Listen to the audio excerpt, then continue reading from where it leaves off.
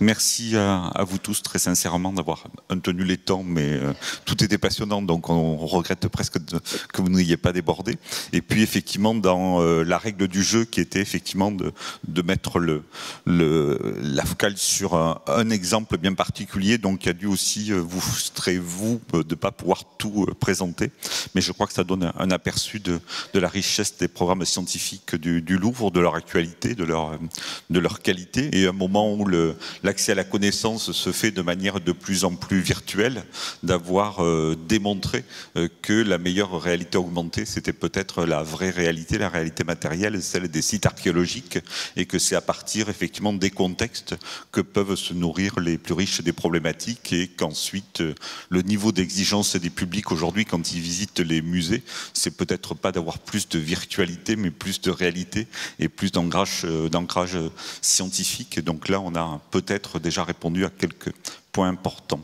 Je donne la parole à donc Vincent Charpentier, archéologue et journaliste à France Culture, pour commencer à animer ce débat.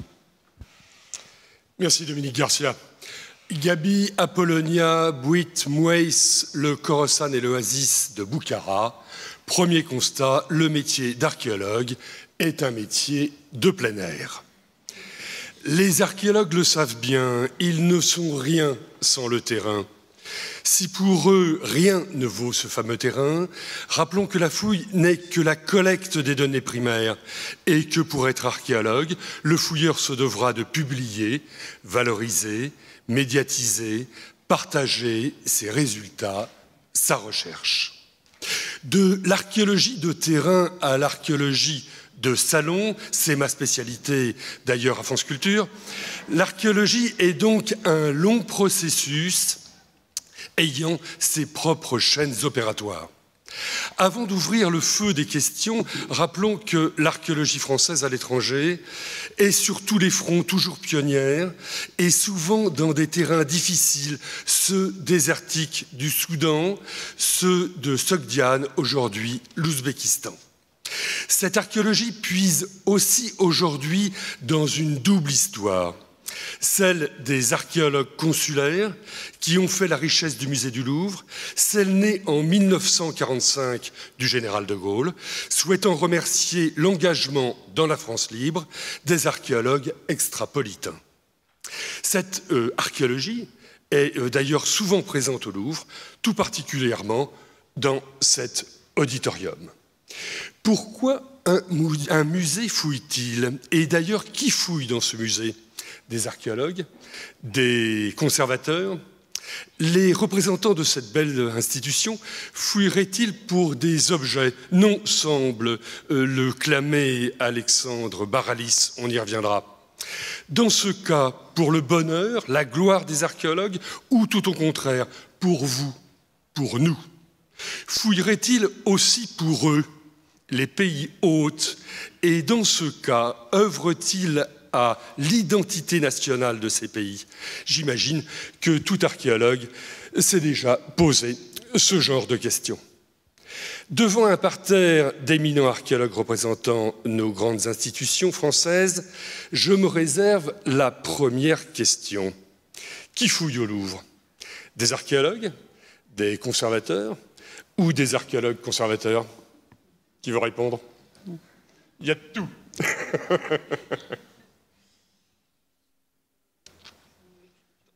Le micro est là. Oui, effectivement, comme je le disais tout à l'heure, en tous les cas, au sein du département des Antiquités orientales, il n'y a pas que les conservateurs, il y a beaucoup de... Enfin, le département est surtout constitué d'archéologues, j'allais dire, et certains ont différents métiers à côté. Mais effectivement, ce n'est pas, si je le réponds pour effectivement le département, c'est vrai qu'il a été, comme je le disais tout à l'heure, complètement constitué dès le départ par des archéologues et des épigraphistes qui fouillaient. Il y a toujours eu ce mélange entre conservateurs et fouilleurs au département. Une réponse d'un archéologue qui n'est pas conservateur? Oui, en fait, la richesse du musée, c'est de réussir à réunir des profils extrêmement différents. À la fois, on a des conservateurs qui ont suivi donc l'École nationale du patrimoine, une formation très spécifique, centrée sur l'objet, et qui se sont souvent illustrés sur le terrain. Mais on a aussi l'honneur d'avoir ici des conservateurs qui ont été directeurs d'instituts français à l'étranger, notamment du Soudan, et qui ont dirigé même des fouilles de façon directe. Et d'autres personnes encore sont d'anciens membres des universités qui sont devenus ici archéologues, mais qui avant été directeur de programme de recherche, c'était mon cas à l'Université d'Aix-Marseille, voire également des professeurs d'université ou d'autres personnes enseignantes qui, avec le temps, sont devenus conservateurs et ont apporté donc la richesse d'une formation un peu différente. Et ceci nous permet en tout cas de croiser nos spécialités, de croiser nos regards au service finalement d'un objet unique, la science, qu'il soit celui de l'objet, celui du site, que nous essayons de croiser en tout cas par nos recherches. Alors, je laisse bien sûr la place aux questions, à vos questions. Pour cela, je vous propose de les prendre par lot, peut-être de 4 ou 5, afin de ne pas être totalement submergé. Donc, mais pourquoi un musée fouille-t-il? C'est à vous. Je vois une égyptologue. Oui, bonjour, Guillemette Andreux. J'ai un argument qui n'a pas été évoqué ce matin, mais qui compte beaucoup pour les conservateurs, en tout cas, qu'ils soient archéologues ou conservateur ou épigraphiste, archéologue, on peut essayer d'avoir toutes les casquettes, mais c'est de plus en plus compliqué. Mais il y a quand même une chose qui est très importante, c'est qu'il faut toujours considérer qu'en matière d'acquisition, nous sommes tout à fait enseignés par le contact avec un chantier de fouilles qui, presque chaque jour, permet de voir sortir du terrain des objets qui nous paraîtraient douteux lors d'une acquisition. Donc je crois que c'est vraiment, en tout cas je parle pour l'Égypte, je ne parle pas pour d'autres pays, mais moi j'ai quand même toujours été très frappée, et je pense que dans la salle il y a certains de mes anciens collègues qui ont travaillé à Saqqara. C'est tout à fait étonnant de voir que le terrain nous rend humbles et modeste, je dirais, par rapport à nos capacités à expertiser, à évaluer l'authenticité d'une œuvre qui, un jour, peut-être, risquerait d'arriver comme proposition d'acquisition pour un musée. Donc c'est quand même un argument qui compte, de savoir que nous avons à apprendre du terrain, y compris par rapport à l'expertise sur un objet. Marielle Pic. Merci. Pour la Mésopotamie, du moins. Oui, absolument, mais c'est vrai que je peux peut-être parler aussi pour tous les départements, puisque avec ce qui se passe actuellement, la destruction du patrimoine, nous sommes particulièrement vigilants au musée du Louvre, tout département confondu, de respecter effectivement toutes les conventions internationales qui surveillent donc et préservent le patrimoine oriental, en particulier la convention de 1970 de l'UNESCO. Donc effectivement, on respecte la totalité de ça. Mais par contre, Guillemette, je te rejoins. Quand effectivement on découvre sur place certains objets en fouille, c'est vrai que parfois on est extrêmement étonné des trouvailles que nous faisons. Ce qui nous permet aussi d'avoir une comparaison avec les collections qui nous ont été confiées. Donc oui, tout à fait. Et j'ajouterais que lorsqu'on découvre un objet en fouille, on mesure toute l'histoire qui sépare cet objet sorti de terre de l'objet tel qu'on peut le voir aujourd'hui au musée. C'est-à-dire qu'on se rend compte que nos objets qui nous paraissent évidents dans les salles ont en fait beaucoup vécu. Ils ont été beaucoup touchés, beaucoup étudiés, parfois restaurés à de nombreuses reprises. Et donc on peut toucher ainsi du doigt toute l'épaisseur de temps qui nous sépare de la découverte de l'exposition au musée. Je reprendrai une question justement pour Rocco Rante. Il y a, semble-t-il, peu de provenance exacte dans les objets découverts vers Boukhara et qui seraient conservés au Louvre. C'est un de vos programmes, justement? Oui, alors, il n'est pas le seul. Effectivement, dans nos collections, l'oasis de Boukhara et l'Asie centrale sont moins représentés que d'autres aires géographiques. Une des raisons pour lesquelles il était très intéressant d'aller fouiller dans cet espace qu'on appelle encore monde iranien, mais qui est en dehors de l'Iran proprement dit. Et effectivement, je me rejoins aussi à ce qu'on a dit auparavant. Une des utilités de la fouille, c'est aussi de recontextualiser et d'aider à que l'objet présent dans les collections soit non seulement contextualisés dans une aire géographique précise, avec une provenance précise, puisse aider aussi donc à mieux visualiser dans son histoire cet objet, non seulement pour une étude spécifique dans les collections, mais aussi pour tout ce qui est à chaque voilà, dans le musée même. Voilà. Merci beaucoup en tout cas pour la première question, parce que moi elle m'a interrogé, parce que dans la préparation de cette table ronde, j'avais écarté cette option de pourquoi fouille-t-on, parce que ça certifierait en fin de compte l'objet qui ensuite se retrouverait dans une collection. Donc j'avais pas gardé ça en tête, mais effectivement donc le lieu de fouille comme appellation d'origine contrôlée d'un objet qui ensuite se trouve dans un musée, c'est donc un point essentiel. Autre chose qu'on voit quand même dans vos diapositives et que l'on compare avec ce qu'on voit dans les salles du musée, c'est la diversification des objets archéologiques. Un objet archéologique dans les années 1900, dans les années 1950, ne revêt pas la notion d'objet archéologique, ne revêt pas aujourd'hui ce que l'on présente sur vos images. Bon, on a vu, aujourd'hui ça peut paraître, même pour quelqu'un qui s'intéresse à l'environnement et aux sciences de l'environnement, quand on est capable aujourd'hui, en 2017, de projeter un noyau d'olive de 2 mètres de haut, c'est quand même, ça interroge voilà, sur la diversité des objets d'étude. Et donc, du coup, quand on revient sur le contexte et qu'on présente effectivement une analyse de l'environnement, une analyse des espaces, et que l'on évoque, comme vous l'avez tous fait, les éléments d'économie, de culture, de civilisation, on s'aperçoit qu'une fouille fournit autre chose que des objets intéressants à l'historien de l'art, ce qui a toujours son sens, mais également des contextes qui peuvent nourrir des problématiques historiques. Puisque j'ai mis Alexandre Baraïs en cause dans mon chapeau, quoi de plus normal? Un musée fouille-t-il pour des objets?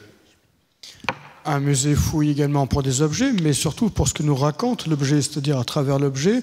Vous avez vu, nous aboutissons à des gestes qui sont eux-mêmes finalement le traducteur d'un environnement religieux, social et économique, et qui sont eux-mêmes révélateurs de la société plus large auquel ils appartiennent et qui leur a donné finalement la raison d'être, la raison de leur fabrication et de leur enfouissement.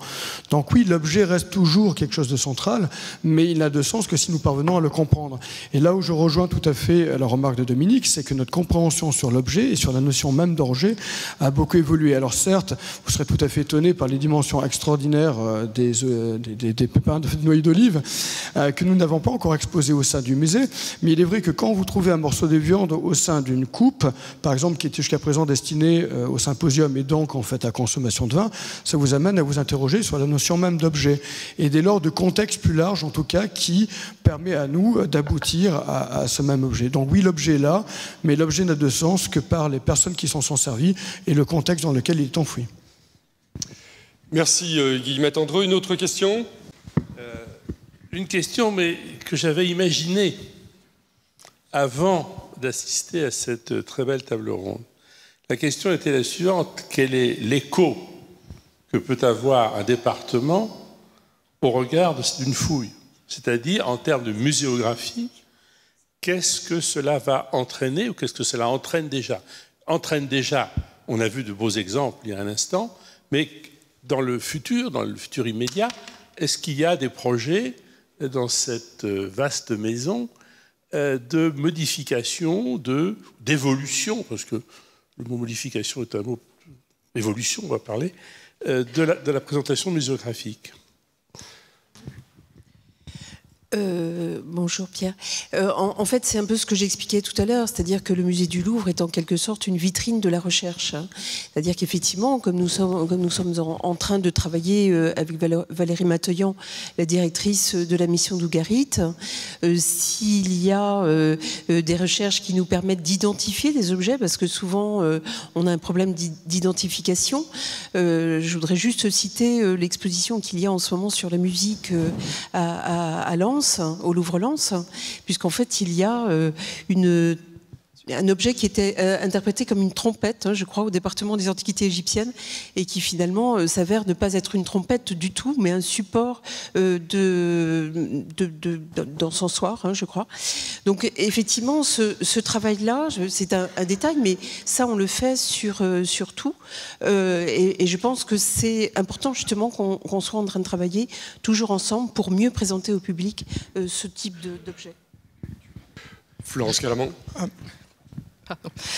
Oui, deux mots. Moi, je ne veux pas parler que pour ma propre chapelle, si j'ose dire. J'ai essayé de montrer un certain nombre d'exemples en la matière, je crois. Et c'est vrai qu'un musée, contrairement peut-être à une idée un peu reçue, est constamment évolutif. On s'en aperçoit pas forcément au quotidien, mais enfin, voilà, les salles évoluent, les cartels évoluent, la présentation évolue, le discours évolue en permanence. Voilà, il y a ce renouvellement qui se fait, en particulier justement grâce aux fouilles archéologiques, je dirais. J'ai évoqué cette cloison, par exemple, le remontage, voilà, qui est une option que nous avons en tête de reconstitution dans nos salles. Alexandre Harris. Juste pour ajouter, je crois que ta question, Pierre, aussi s'inscrit sur deux temporalités. D'un côté, il y a une temporalité un peu structurelle, l'angle, le renouvellement de la présentation au sein du musée. Et de l'autre, il y a aussi donc la retransmission plus immédiate des résultats de notre recherche. Et je crois que l'ensemble des présentations ont bien montré sa différence entre, d'un côté, des expositions temporaires, mais néanmoins importantes, qui sont autant de moments, en tout cas, de réunion de la recherche, d'une étape qui est faite, que l'on peut mener ici au sein du Louvre, que nous menons à l'étranger. Par exemple, sur Apollonia Dupont, on va mener à Sofia et à Sozopol une exposition qui va nous permettre de réunir tous ces objets anciens et nouveaux où nous avions. Évidemment, à chaque fois, la muséographie tient compte de ce nouveau regard sur nos collections. Par exemple, en 2015, l'exposition sur les rois thraces ont permis complètement de renouveler la présentation qui était faite justement de ces contextes qui venaient de Bulgarie et de Thrace.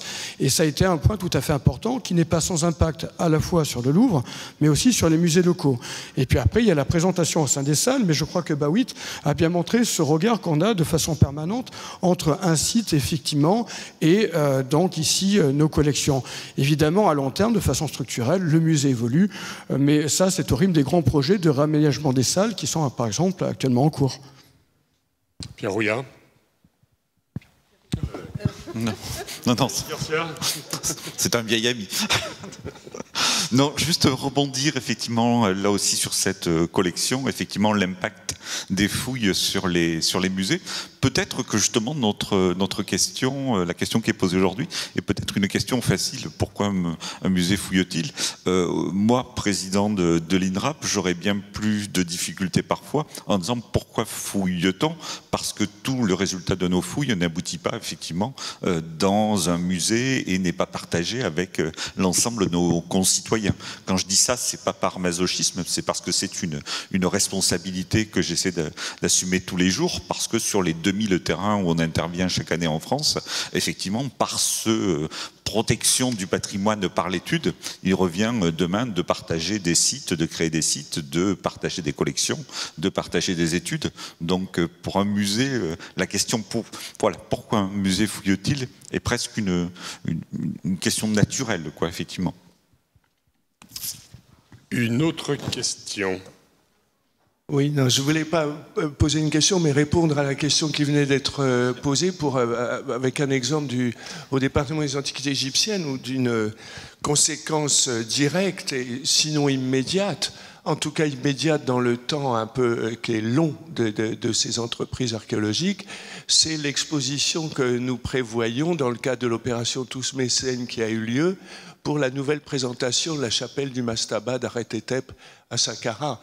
Là, nous allons, dans la nouvelle présentation que nous envisageons, tenir compte très exactement des résultats qu'a obtenu la fouille, lancée et organisée par mes prédécesseurs à la direction du département, pour retrouver cette chapelle qui était entrée dans nos collections en 1905, et pour utiliser toutes les informations archéologiques et architecturales qu'on en a tirées pour la nouvelle présentation au public, avec cette préoccupation, bien sûr, de rendre sensible au public qui visitent les salles du musée. Un exemple de l'architecture funéraire de l'Ancien Empire pour cet exemple-là. Voilà, donc là, il y a une relation plus que directe entre le terrain et les salles.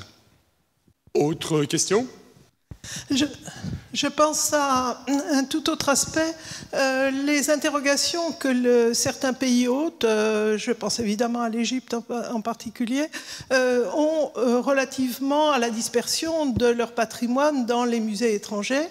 Et parallèlement, le fait qu'il n'y a plus de partage qui viennent enrichir ces musées. Il me semble que ces programmes de fouilles générés par un certain nombre de grands musées, remettant en contexte les objets et montrant par là même combien un objet perd de son intérêt s'il est sorti de son contexte, doit être une forme de réponse très riche et très positive. Et je pense aussi aux musées de sites qui sont parallèlement organisés de plus en plus souvent sur ces terrains et qui viennent prendre partiellement le relais de ces partages qui avaient lieu auparavant. Qui veut répondre à Dominique Falbel?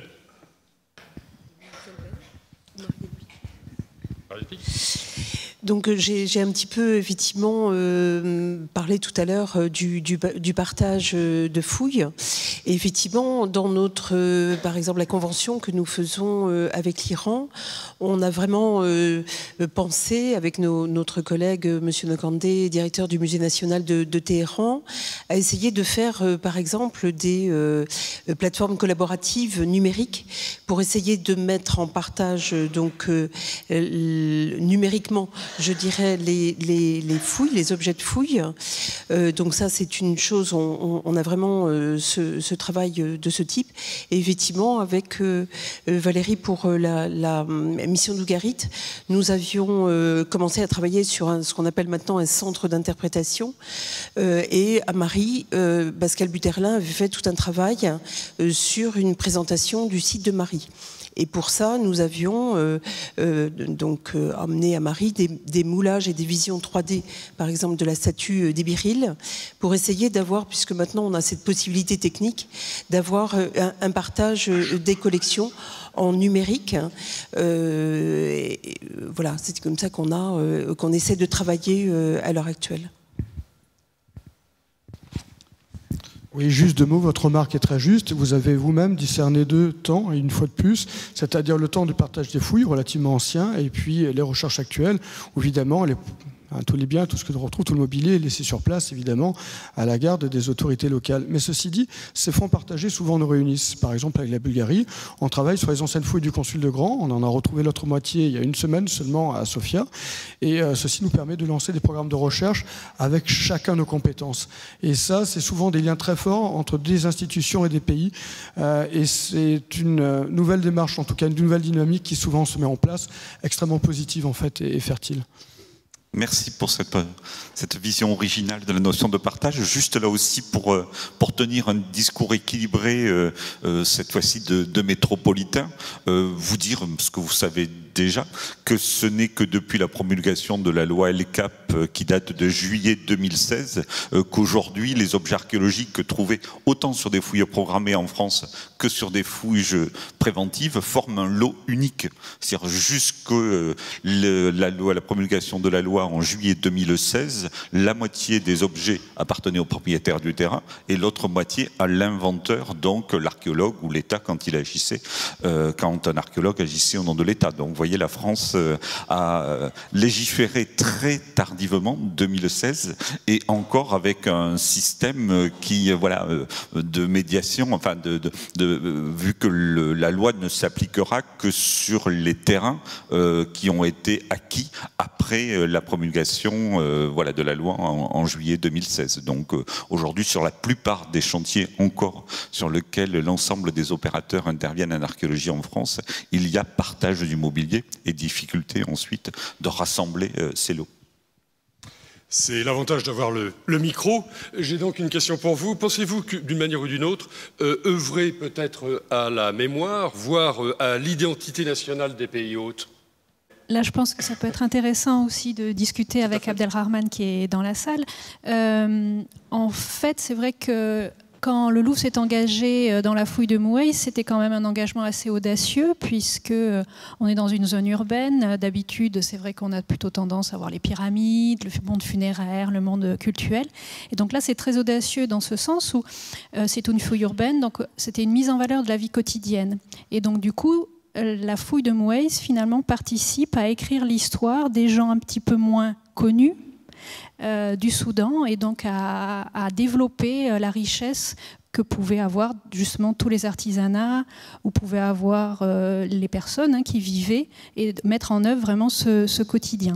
Donc je pense que notre participation est dans cette mémoire, pas forcément cette identité nationale, mais en tout cas cette mémoire et cette histoire. Donc je ne sais pas si Abdelrahman veut ajouter un mot. Vous êtes donc le directeur des antiquités archéologiques au Soudan. Merci. Je pense dans le cadre de collaboration internationale dans des fouilles archéologiques du Soudan, on a maintenant 45 missions archéologiques de 17 pays. Parmi eux, bien évidemment, les Français, mais ils ont contribué effectivement dans les mises en valeur dans notre patrimoine culturel. Aussi pour la documentation, dans le cas de Mouaïs, il y a des menaces permanentes de sites archéologiques. Il y a l'extension urbaine, l'extension agriculture, mais aussi il y a des trafics illicites. Je pense que la collaboration internationale, c'est intéressante pour fournir par notre cas, pour fournir des objets pour notre futur musée. Dans le cas du Musée national du Soudan, on a un projet d'établir un musée dans chaque État du Soudan. Et après la récession du Sud, on a 18 États. On fouille le musée national pour sélectionner des objets pour établir des musées régionaux, parce qu'on pense que les musées nationaux régionaux, ils relaient comment dirais-je, faire un lien avec les citoyens, ils renforcent l'unité de pays. Quand le Soudan on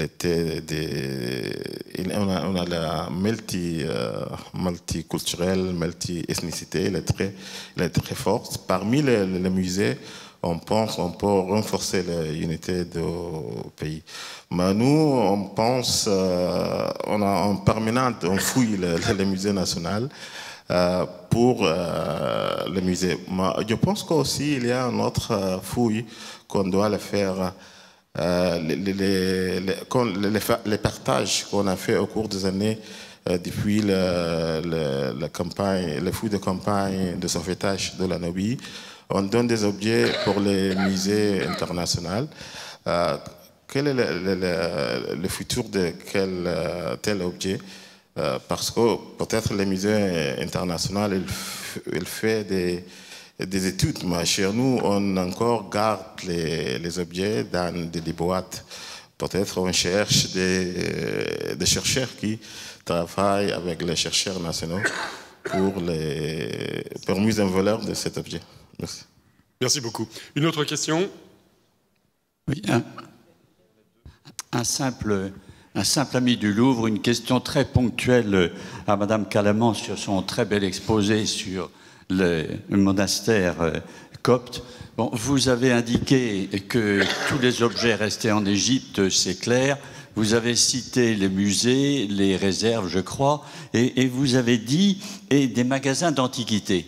Alors, est-ce que ces magasins d'antiquités dans le cadre de réserve nationale ou bien est-ce que c'est vendu au public? Et si oui, quelles conséquences en tirer? Non, non, il s'agit bien évidemment de magasins qui sont sous l'autorité du CSA. Hein, voilà. Magasins au sens, voilà, bibliothèque, tu me souffles, oui, oui.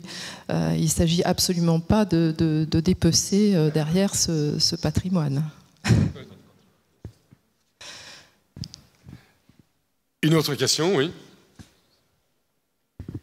Yannick Lins, directrice des Arts de l'Islam. Je voulais rebondir sur votre question de l'archéologie en lien avec l'identité.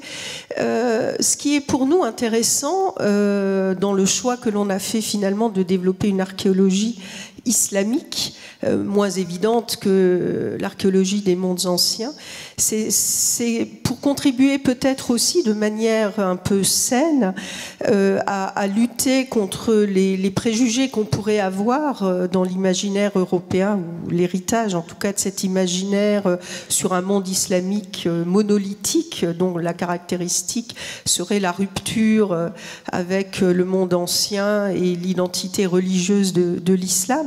Ce que nous montre le travail de Rocco Rante, je dirais quotidiennement, c'est à la fois la continuité d'un monde culturel et puis les identités régionales de ce monde islamique. Et là aussi, contrairement aux réalités géopolitiques d'aujourd'hui, à Boukhara, nous sommes dans le monde iranien médiéval, et je pense que ce sont aussi des leçons pédagogiques à transmettre à notre public sur ce monde islamique vu à travers l'archéologie. Tout à fait, merci beaucoup. Autre question? Est-ce que vous envisagez dans la mission de fouille le fait que vous puissiez former des archéologues locaux pour qu'ils viennent vous remplacer dans leur propre pays un jour, prendre leurs affaires en main, développer la culture dans leur pays, ce qui vous permettrait d'aller fouiller ailleurs? Merci de la question. La formation est bien sûr capitale. Oui, excuse-moi. Oui, bien sûr. Alors je prends l'exemple de l'oasis de Boukhara. Non seulement j'ai dit que chaque 2 ans, sporadiquement, mais de façon régulière, nous invitons ces collègues ouzbeks pour échanger nos expertises, pour travailler ensemble, et également sur le terrain. Il y a des équipes d'étudiants qui souvent sont engagés dans ces fouilles, et il y a là aussi un partage entre nous, les professeurs qui encadrent ces étudiants qui se forment. Alors, ce n'est pas seulement une formation unilatérale, je voudrais souligner, c'est une formation bilatérale. Je me forme aussi en intégrant toutes leurs expertises, parce que c'est leur territoire, non seulement du professeur, mais de l'étudiant qui peut toujours avoir un élément de plus de ce que je peux avoir quand surtout on travaille dans des milieux où la brique crue règne, le sable, etc. Voilà. Merci beaucoup. Juste ajouter un petit élément, moi qui suis un archéologue métropolitain, effectivement le problème des nationalités peut se poser dans le sens qui communique à qui collabore avec qui, mais un chantier de fouille c'est avant tout une équipe, et donc des gens qui échangent, et donc même en France et partout dans le monde, sur un chantier c'est effectivement un échange de formation, un échange d'informations, et donc j'ai bien compris le sens de votre question, et qui se terminait aller fouiller ailleurs. En fin de compte, la conclusion n'est pas savoir si on doit les fouiller ailleurs, mais savoir pourquoi on fouille ensemble dans ce lieu-là. Et quels que soient, en fin de compte, les expériences, les éléments hiérarchiques et les éléments de nationalité, un chantier, c'est savoir pourquoi on est ensemble dans ce lieu, dans ce qu'on a appelé ce matin un laboratoire à ciel ouvert. Je rajouterais juste une petite phrase, puisqu'en fait, depuis les années 60, je crois, pratiquement toutes les missions au Proche-Orient sont co-dirigées. Donc vraiment, c'est à chaque fois Valérie Matoyan, directrice de la mission d'Ougarit, peut en parler. Je ne sais pas s'il y a un micro en bas. Donc déjà, vous voyez, le contexte est très différent. Oui, tout d'abord, merci pour ces conférences très intéressantes et pour votre invitation. Et pour répondre plus largement, même au-delà du Louvre, la plupart des fouilles françaises à l'étranger sont, comme Marielle Pic l'a dit, bien souvent des missions qui sont conjointes, mais elles dépendent pour beaucoup aussi, elles ont le label pour beaucoup du ministère des Affaires étrangères. Et à ce titre, parmi les demandes, les missions qui sont faites aux missions archéologiques françaises travaillant à l'étranger, qui sont faites par le ministère des Affaires étrangères, il y a bien évidemment la recherche scientifique, mais au-delà de la recherche scientifique, il y a la valorisation de cette recherche scientifique. Et le troisième point majeur est celui de la coopération et de la formation, justement, et en collaboration avec les chercheurs du pays hôte et les étudiants du pays hôte. Hein. Ça fait partie des missions archéologiques. Merci Valérie Mataillan. Vincent Rondeau voulait intervenir. Oui, madame. Vous dites prendre leurs affaires en main. Je crois qu'il s'agit, à vrai dire, à travers ces programmes de coopération, de manifester que ces recherches, mais aussi les questions qui en découlent directement de protection du patrimoine, sont internationales. Et qu'on le veuille ou non, et je le dis, Abdelrahman m'entend, dépassent les nations qui sont dépositaires de leur patrimoine. Et en effet, d'un point de vue légal, c'est elles qui ont à gérer cela. Mais l'importance précisément du caractère international de ces travaux, c'est de manifester que la recherche est internationale et que précisément par ces opérations de formation, de coopération, etc., tout le monde, c'est-à-dire le pays qui est responsable de son patrimoine, et les intervenants étrangers qui y travaillent, ont le même souci d'internationaliser leur recherche. Et cette question de la formation, bien sûr, en termes de coopération, elle se pose, mais la grande affaire, c'est de garder le caractère international de tout cela. Et du coup, un musée comme le Louvre, demandant une concession pour travailler dans un pays, ça a un impact tout de suite très important, si vous voulez, en termes de représentation, précisément du fait de ce caractère international des choses. François Villeneuve voulait intervenir. Oui, merci. Merci beaucoup, Vincent. Je suis directeur du laboratoire Arscan. Alors, nous faisons preuve d'un très bel unanimisme ici, et c'est très agréable, bien entendu, et c'est normal d'une certaine façon, vu nos professions et vu le public. Mais évidemment, il ne faut pas se dissimuler que l'archéologie a aussi de nombreux adversaires et qu'il y a sans doute une vraie question derrière cette question qui peut paraître rhétorique, à telle enseigne qu'elle ne se pose pas seulement pour les musées. Je voudrais souligner que le ministère des Affaires étrangères, dont le rôle a été indiqué par Dominique Garcia dès son exposé introductif, se pose très régulièrement la question, et très profondément la question, pourquoi le ministère des Affaires étrangères, français par exemple, devrait-il fouiller alors qu'il doit faire de la diplomatie? Alors une réponse est apportée régulièrement, mais c'est un combat d'une certaine façon de tous les temps et pratiquement 2 fois par an. La collectivité, peut-on dire, des mandataires politiques et des hommes d'affaires s'interrogent et interrogent régulièrement sur la validité, le besoin d'avoir des lois d'archéologie préventive que nous apprécions tous beaucoup, nous, mais qu'un certain nombre d'entrepreneurs apprécient peu. Et la question est, faut-il donc que des organismes comme l'INRAP et ses compléments d'entreprises d'archéologie préventive fassent des travaux à la moindre occasion, si l'on peut dire, jusqu'au CNRS, dont le rôle a été souligné par Marielle Pic, qui soutient bien entendu l'archéologie, et c'est fort heureux, mais on a vu que durant un très long mandat d'un directeur scientifique qui vient de s'écouler, l'archéologie était en but à des critiques récurrentes sur le thème que, au sein des sciences humaines et sociales, l'archéologie est quelque chose d'un peu rudimentaire, rustique, et qui ne pense pas beaucoup, qui n'est donc pas très noble. Voilà. Alors pour nous tous ici, pourquoi un musée fouille-t-il? Enfin, toutes les réponses ont peut-être déjà été apportées, elles sont toutes très justes, mais est-ce qu'on ne doit pas sentir en filigrane la critique qui vaut aussi pour les autres instances, à savoir l'archéologie coûte cher. Est-ce que l'archéologie coûte cher? Alors en financement, peut-être pas tellement, en financement d'activité.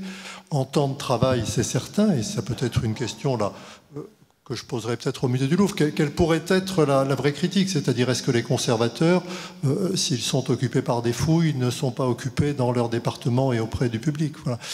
Et alors, il me semble que la réponse à toutes ces critiques implicites qui existent dans certains milieux, parmi des gestionnaires, etc., c'est que l'archéologie est plébiscitée par le public. Il y a un intérêt pour ce que fait l'INRAP, pour ce qui se fait à l'étranger, pour ce que fait le musée, et pour les résultats dans les musées d'ici et du monde. Il y a un intérêt qui ne se dément pas et qui a plutôt tendance à se développer. Et peut-être aussi sur l'aspect heuristique, par rapport à une bonne vieille critique sur la recherche qu'on entend parfois, qui est qu'est-ce que c'est que ces chercheurs qui cherchent toujours et qui ne trouvent jamais, mais les archéologues, eux, trouvent toujours.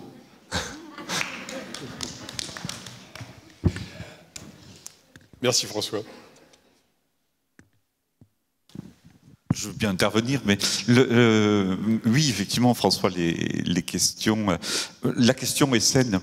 Pourquoi voulez-vous fouiller? Et donc, c'est à l'archéologue, c'est au chercheur à répondre à la question. La question, elle est systématiquement posée. On se doit d'y répondre systématiquement. Mais en revanche, j'ai moi l'impression que justement, notre activité, de manière générale, n'est pas en danger parce que les citoyens, voilà, nous, toutes les manifestations que réalise l'INRAP, il y a du monde. Dès qu'il y a un programme sur Arte ou sur notre chaîne, il y a des spectateurs et les producteurs viennent vers nous. Dès qu'il y a des fouilles, et pourtant nos fouilles ne sont pas forcément des endroits où les yeux s'écarquillent, on voit des gens qui viennent, qui se déplacent, et l'intérêt est partout présent. Voilà.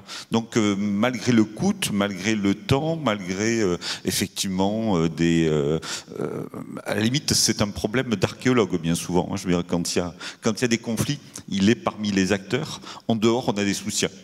Voilà, donc je crois qu'on pourrait être optimiste si on était plus unis. Et puis si justement, dès que l'on nous pose la question pourquoi fouille-t-on, ben on y répond effectivement, et c'est ce qu'on essaie de faire pour le musée, comme les chercheurs CNRS le font, comme les archéologues des collectivités, mais tout cela on le partage. Et puis je le disais tout à l'heure comme une moutade à propos du noyau d'olive, pardon, c'est l'émotion, quoi. Je veux dire, l'émotion devant des œuvres d'art, des émotions devant des objets, des émotions par rapport à des problématiques, les migrations, les santé, l'environnement, l'alimentation. Donc tout ce qui, en fin de compte, tous ces questionnements en sciences humaines et sociales, l'archéologie n'y répond pas, mais au moins permet de se rassurer. Voilà, moi je ne crois pas à une archéologie qui permette d'affronter les questions de demain, mais par contre qui sagement permet de répondre à des questions un peu passées et donc de nous rassurer sur ces périodes un peu plus anciennes. Voilà. Et à l'étranger, il y a quand même un point qu'il faut souligner, c'est quand même le dialogue des nations et des cultures quand même qui se met en place dans notre monde assez troublé qui est en train d'être reformulé, où les tensions internationales parfois se multiplient.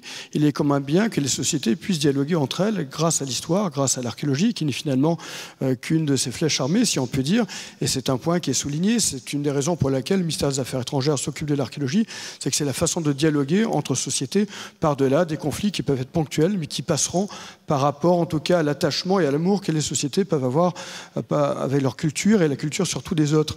Au niveau économique, bien, on l'a pu le voir, chacune, et notamment à travers Gabi, l'archéologie, certes, peut coûter, mais aussi rapporte d'une certaine façon à ces sociétés, puisqu'elle permet de mettre en valeur un patrimoine, et le MAE, justement le ministère des Affaires étrangères, souligne cet aspect développement économique, patrimonial, culturel, que l'on peut voir à travers des sites que l'on peut visiter, mais aussi par la formation donc, des étudiants, et ça c'est une valeur ajoutée, une valeur humaine et scientifique qui permet à des sociétés bien d'accéder à d'autres niveaux d'une certaine façon, et à nous-mêmes de progresser.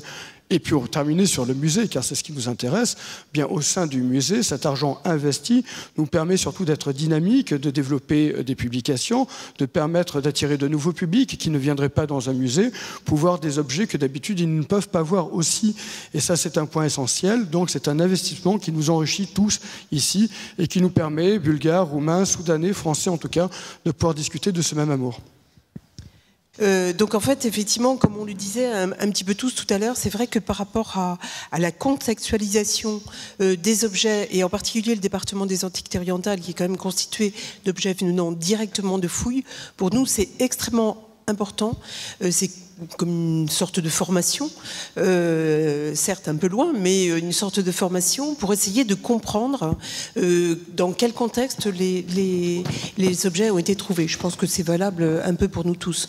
Et ça, voilà, donc c'est pour ça que nous acceptons et nous sommes ravis de partir dans différentes missions au Proche-Orient. Et donc pour répondre à cette question, l'archéologie coûte cher, etc., je pense qu'il faut aussi se poser la question de savoir ce que ça coûte de ne pas faire d'archéologie, de ne pas conserver le patrimoine. J'ai essayé de montrer tout à l'heure à propos de Gabi que la campagne romaine, qui est pourtant riche d'un patrimoine évidemment sans égal, a été pourtant mitée, si vous me passez l'expression, par des coûts d'urbanisme, par des opérations de promotion qui ont réellement ruiné ce paysage qui, il y a encore pas très très longtemps, était, je le disais, le paysage que nous décrit Virgile. Et donc finalement l'archéologie, c'est aussi un moyen de se donner du temps, de replacer nos opérations immédiates, nos préoccupations politiques de demain dans un temps beaucoup plus long. Et ça permet de relativiser, de se donner le temps peut-être de ne pas faire des erreurs, de ne pas commettre de bêtises. Oui, bonjour. Il me semble que vous avez peut-être oublié un relais très important entre vous, chercheurs, fouilleurs, conservateurs, et puis le grand public que nous sommes peut-être. Ce sont des revues comme Archéologia, les dossiers de l'archéologie. On a parlé de la télévision, on a parlé forcément de la radio grâce à vous, Monsieur Charpentier. Personnellement, je suis une fan de vos émissions.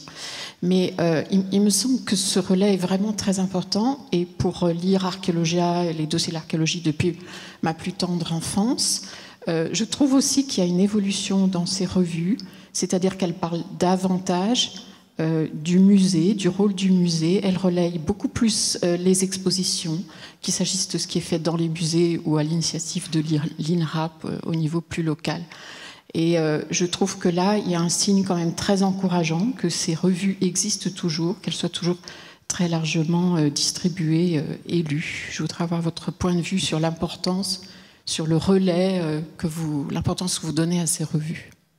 Alors, à défaut de médecin, est-ce qu'il y aurait la rédactrice en chef de la revue Archéologia dans la salle?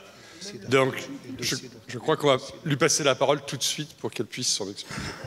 Et je rajoute le monde de la Bible. Merci. Oui, effectivement, le monde de la Bible, comme nous, Archéologia et comme c'est d'archéologie, essayons de relayer ces découvertes d'une manière beaucoup plus grand public et avec ce goût de l'objet découvert, avec ce goût de la fouille et de la mise en contexte et toutes ces recherches qui sont faites aussi en amont des fouilles et en aval des fouilles. Et ça, c'est vraiment un goût qu'a le grand public actuellement, qu'on retrouvera dans les expositions, mais qu'on essaie aussi de transmettre dans les publications. Grand public. Le monde de la Bible ? Le monde de la Bible, pour les connaître, essaye aussi ce genre de transmission journalistique. En tout cas, voilà. Nous, on travaille en complète articulation, justement, par rapport au public. On a vu les fouilles, mais aussi par rapport à ces revues. Nous avons un travail qui est assez régulier, à la fois pour rendre le produit de nos fouilles. Par exemple, on a pu parler des noyaux d'olive en contexte dans les campagnes autour d'Apollonia lors de l'exposition sur les traces. Et pour les prochaines expositions qu'ils vont tous nous animer, nous travaillons de façon très concrète avec eux pour qu'au-delà du catalogue, il puisse y avoir toujours des dossiers complémentaires qui montrent bien l'objet de nos expositions depuis la fouille jusqu'à l'objet ensuite en vitrine. Donc voilà, ce relais-là, c'est un travail qui est ancien et qui se poursuit, je crois, sans discontinuité. Ainsi donc s'achève pourquoi un musée fouille-t-il, sachant que le dossier continue au travers d'un autre sujet, pourquoi et comment attribuer.